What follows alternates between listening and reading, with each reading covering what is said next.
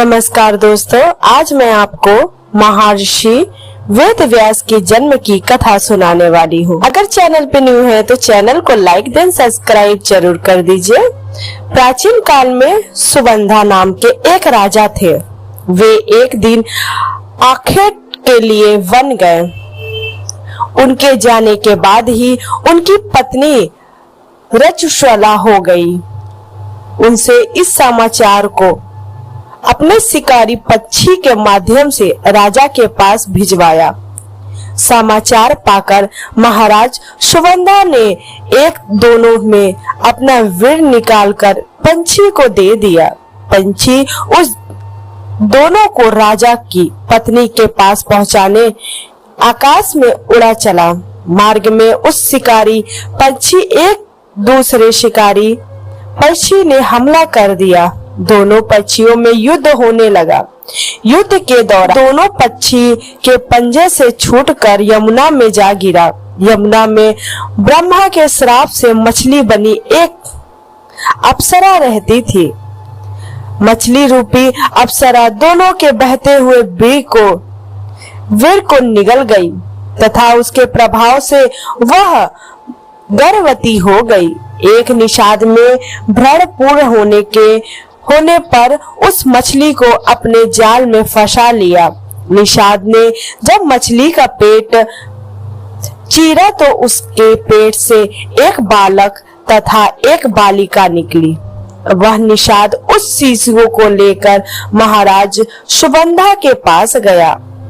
महाराज सुबंधा के पुत्र न होने के कारण उसने बालक को अपने पास रख लिया, जिसका नाम मत्यराज हुआ।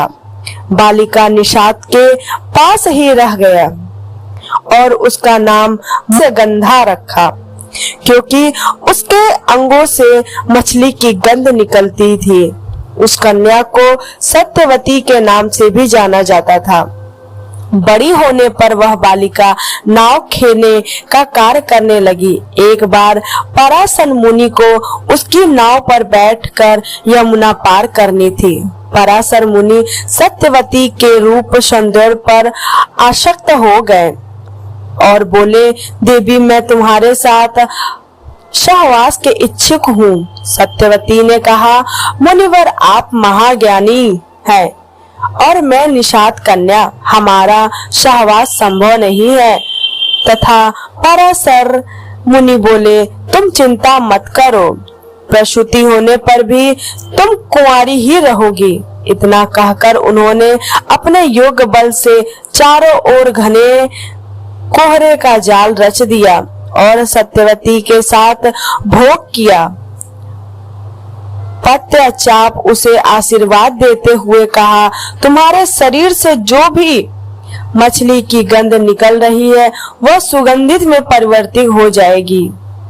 समय आने पर सत्यवती के गर्भ से वेदांगों में परागंत एक पुत्र प्राप्त हुआ, जिसका जन्म होते ही वह बालक बड़ा हो गया और अपनी माता से बोला, माता तू जब कभी मुझे विपरीत में मुझे स्मरण करेगी मैं उपस्थित हो जाऊंगा। इतना कहकर वह पत्यचाप तपस्या करने के लिए दैत्यम द्वीप चले गए। दैत्यम द्वीप में तपस्या करने तथा उनके शरीर का रंग काला होने के कारण उन्हें कृष्ण दैत्यायन कहा जाने लगा। आगे चलकर वेदों का व्यास करने के कारण वे वेद व्यास के नाम से भी विख्यात हुए। दोस्तों, आज यह कहानी थी महर्षि वेद व्यास का जन्म कैसे हुआ था और उनकी पूरी कहानी। आई होप आपको पसंद आई हो। अगर पसंद आए तो वीडियो को लाइक दें, सब्सक्राइब जरूर करिएगा। तब तक के लिए धन्यवाद।